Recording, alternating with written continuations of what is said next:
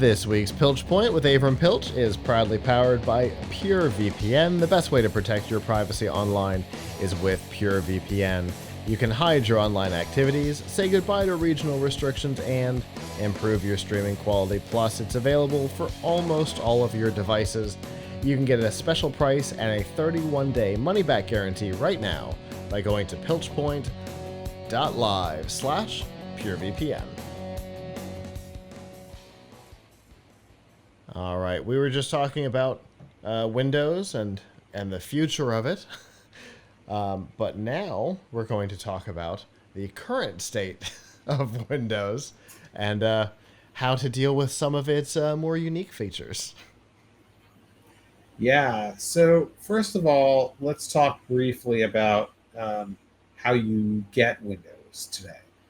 Probably most people watching got Windows on the computer that they bought, and therefore if they're eligible for an upgrade from 10 to 11, that's how they're going to get the next version of Windows. But if you build PCs, as I do, then you might have to figure out how are you going to get Windows when you are starting with a pile of parts like a motherboard, a CPU, and a graphics card sitting in front of you on a desk.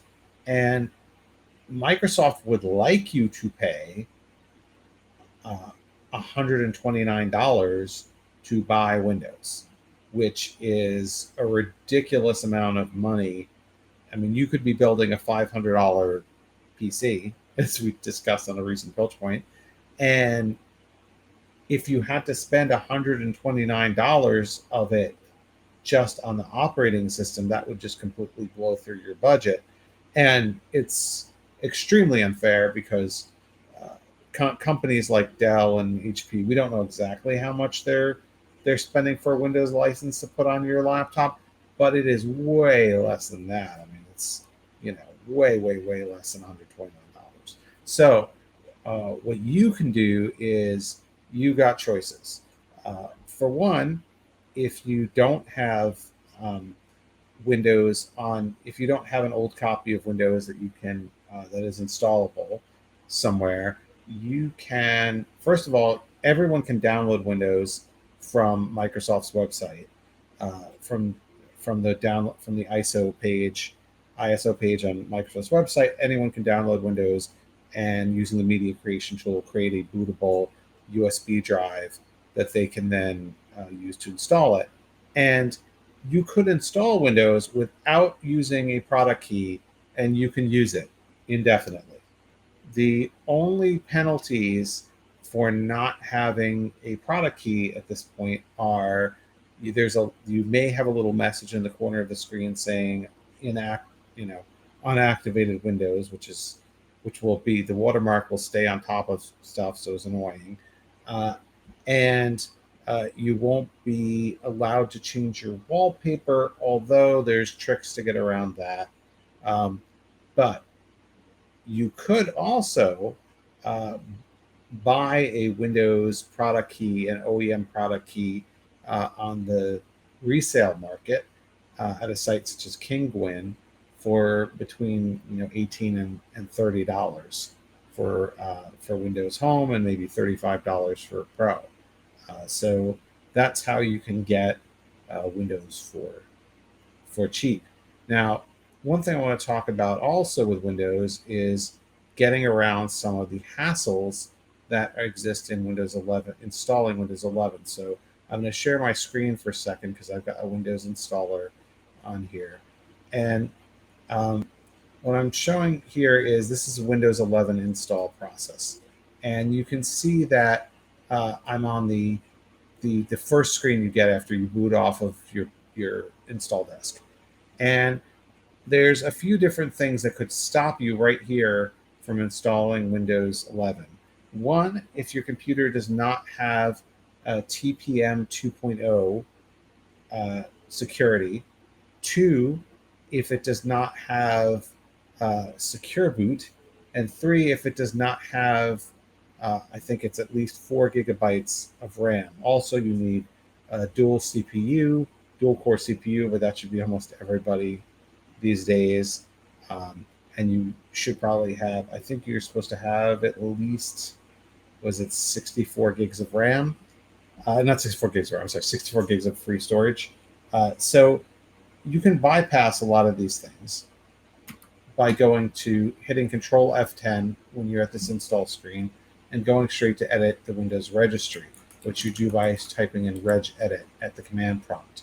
Once you've opened the registry editor, you would go to HKey local machine system setup as your registry key.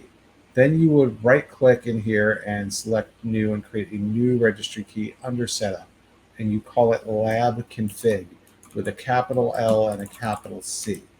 Inside this lab config key, this is where you can put registry values that will tell it to bypass certain checks. So you go and you create a new DWORD 32-bit value, and you name it bypass TPM check, and assign that to 1. You create a new key, call it bypass secure boot check, and that to 1. And you can also do 1 for the RAM, although probably should have at least enough RAM, but you can say bypass RAM check and make that 1. And those will allow you to continue. So you just close the registry editor, close the command prompt, and now we're back installing. Now, there's something else I want to talk about, which is Windows 11, and actually I think Windows 10. See, when you're asked for a product key, you can actually skip that, like as I said before, and say I don't have a product key, and then you can just keep going with your install. And then later, if you want to put in a product key, and actually it usually doesn't bother you right away about not having a product key. It's only after a while it may bother you. They may give you that unauthorized message or whatever, watermark. But anyway, after Windows is installed, in the middle of the install process, it's going to ask you for your Microsoft account. And that is annoying, because what if you don't want to have a Microsoft account on the computer? What if you just want to have a local account? There's a few reasons why that you might not want your Microsoft account to be on the computer. One is, what if I am building this computer? What if I'm, selling this computer to someone? Or what if I'm building this computer to give away to charity, which is an experience I actually had 2 weeks ago. I was doing a charity build. I did not want to put in Avram's Microsoft account, then whoever it gets given away to has my information. No way. Nor am I going to make up a dummy Microsoft account for some theoretical person I don't know who's getting it. So much better to have a local account. So you'll see that after this gets through this quick part here, this quick part of the installation here, it's going to reboot. And what you want to do is you want to, when you get to the screen where it asks you for a Microsoft account, you will cut off internet to that machine. Not before then. At that point, you will cut off internet to the machine, and then there is a back arrow. You'll hit the back arrow, and once you do that, it'll allow you to create a local account instead, because you don't have internet. Now, the easiest way to cut off internet access is if you go to the command prompt by hitting Shift F10 again and type in ipconfig/release. But if you had a computer that had, a Wi-Fi dongle, you could just yank it out at that point if you wanted to, or whatever. But one thing that is a little bit interesting is the newest versions of Windows the newest builds of Windows may get wise to that trick. So there are other ways around it. So let's see, I'm rebooting you might ask how I'm managing to do this while I'm still on the call with you, and that's because I'm using a virtual machine, which allows me to kind of simulate installing Windows in a window on my regular computer. So one thing that you can do is you can um, you can use a program called Rufus to create your boot disk, and Rufus now has the option to um, fix it so that you can still use the unplug internet trick. Another thing that apparently still works is if you, as your Microsoft account username or email address, you use the address no@thankyou.com and then enter any password, and it will confuse the computer and give you local login option. So that's how you would get to a local login in Windows 11. Uh, so, there's. What do you think, Scott? Would you use a local login on your computers? I have, under many circumstances, created a local login for a PC. Several of the examples that you have given have been scenarios for me, including building the PC for somebody else, things like that. So yeah, it's definitely something that I have done in the past when it was easier. But obviously, more recently, it has become more of a challenge, which is why you're telling us how to do it. Yeah, I mean, one of the things that's really frustrating too is that Microsoft is now taking that ability away from Windows 10 Pro. I don't know if you knew that, but but up until this Boo. moment, yeah. So up until this moment, well, I should say, even now, the current release version of Windows 11 Pro will let you create a local account as part of the install process without using any tricks. As soon as what's the latest one's coming out, 22H2. As soon as 22H2 comes out, um, that ability is going to be taken away from Pro. So that's where you end up with the problems. So it's really lame. I also installed Windows 10 in a VM the other day, and Windows 10 did not. Windows 10 Home also, I had to use the same trick. It wouldn't. It also didn't want me to install a local account. So Yep. I won't make everybody sit here and watch. Wait. Maybe we'll see. Maybe we won't see. So right. So what you would do if you're watching is once you've gotten to the part after you put in your keyboard, I believe this is going to be where they're going to ask you, well, it's going to check for updates, and then it's going to ask for your Microsoft login. And dun, dun, dun. And that's the point at which you've got to cut off internet or use no@thank you. So I won't let, and you don't want to cut off the internet before that, because I think you want it to get whatever the updates are before got to make sure you have the latest, as it says. Anyway, Unless, of course, you're using an older version of the installer on purpose that still lets you create a local account on Pro. yeah, that's true. Okay, I won't make everybody watch as this thing does it, but the point is, there are ways to get around it, and I have an article about how to get around the local account and how to get around the TPM restrictions on tomshardware.com. And we have an article, very important, on how to get Windows 11 for free or cheap. Well, fantastic on that one because, you know, like you said, building a PC. If you're building a $500 PC, and you're doing that because that's your budget, having to throw $130 at it is a killer. That eliminates a third of your resources.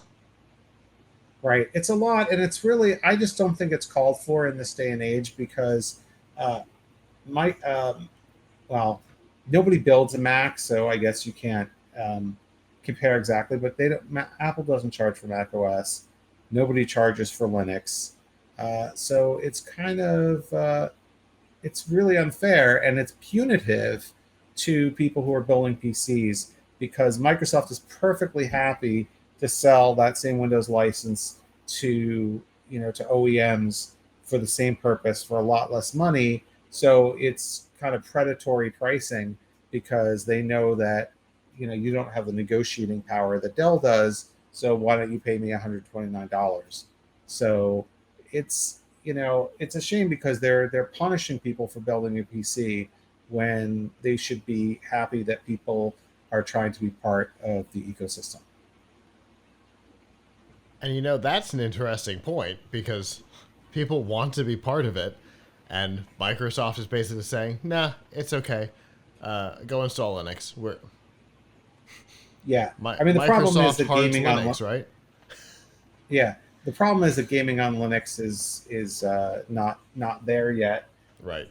compared to Windows. Unless, of So course, that's you're where the ironically problems. using the Xbox Game Pass and you're streaming the Yeah, games.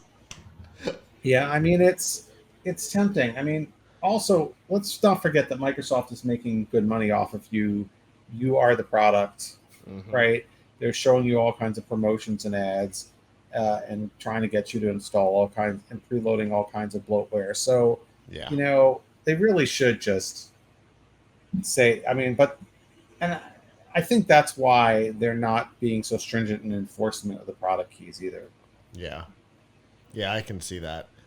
I'll tell you, when I had to reinstall Windows here in Mission Control, for people who have been watching for a while, you may remember the night that we canceled the show like an hour before the show, because the motherboard died. Um, we had to reinstall Windows, and when it reinstalled all kinds of weird garbage like Disney Plus. I don't need Disney Plus on this computer, and they didn't ask me about that. They're making money on it. Yeah, Microsoft's making money on that. So, they shouldn't be charging you. They're making money off of it. Let's be real. And they should want you as part of their ecosystem, right. considering all the other things that Microsoft tries to sell you. So it's it's really lame. And Hmm. now especially that you have to have an account with them too. Yeah, By the way, just because here's the just because we've reached the moment of truth. Here's the sign-in screen that you will see when you're installing, and if you hit Shift F10, and you do ipconfig/release, it'll cut the internet off of that machine, and then when you hit the back button, ta-da! Who's going to use this device means it's a local account, right? oh yeah. And then you can just you don't even need to have a password. I mean, that's not recommended. You should have a password, but password will boot straight to the desktop. Anyway, just for our demo purposes. But anyway, so yeah, that's how you do it. Very nice. Well, I appreciate that, because I've done this in the past, and I suspected it was the only way to do it, and I've normally done it with disconnecting an Ethernet cable uh, when I've wanted a local account, not a Microsoft account. But it's nice to see that it still does exist, though it does concern me that it's going to be going away in Pro.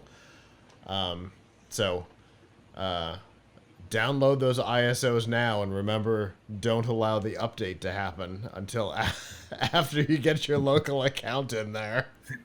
Yeah. Oh my goodness. Well, as always, Avram, thank you for that, and I look forward to what we talk about next time.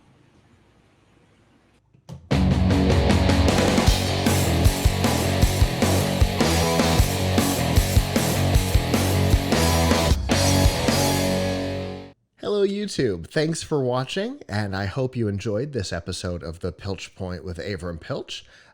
If you did, please subscribe to our channel, and of course hit the notification bell, since subscriptions don't mean much on YouTube anymore.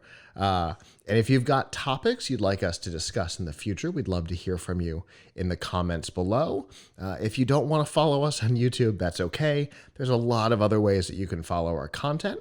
You can find all of that by going to plughitslive.com/subscribe. There you'll see all of our shows and all the different ways that you can watch, listen, and follow along.